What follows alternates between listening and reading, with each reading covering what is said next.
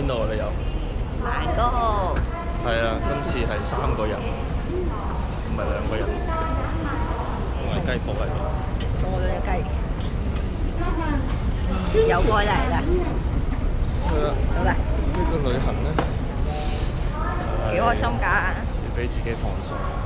幾好啊，上次嚟嘅好唔同，上次嚟係影相、講餐文，係喎，今次係真係輕輕鬆鬆咁啊，冇咩行程㗎，今次真係5至6日嘅完全放空。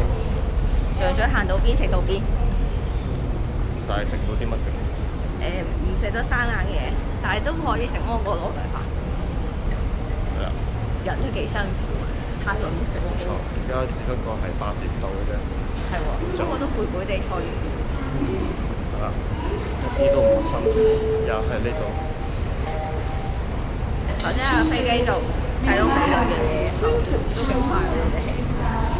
上個月啱啱又係搭香港航空，之後1個月後又再搭香港航空，係啦，成日搭香港喺嗰度。係咯，但冇乜優惠。睇睇雞煲。雞煲而家6個月多啲嘅雞煲，係啦，呢個就係鄭麗芳臨生之前最後一次旅行。係咯，都可能會上過大陸嘅，不過就唔係啲長線嘅旅行。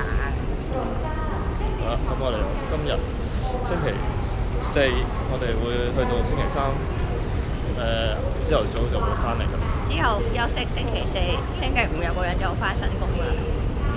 等咗好耐，終於有工翻。翻新工啦。真係好攰先。星期日好練拼音啊！拼音，拼音，拼音。揾間靚靚嘅咖啡，坐喺度 hea。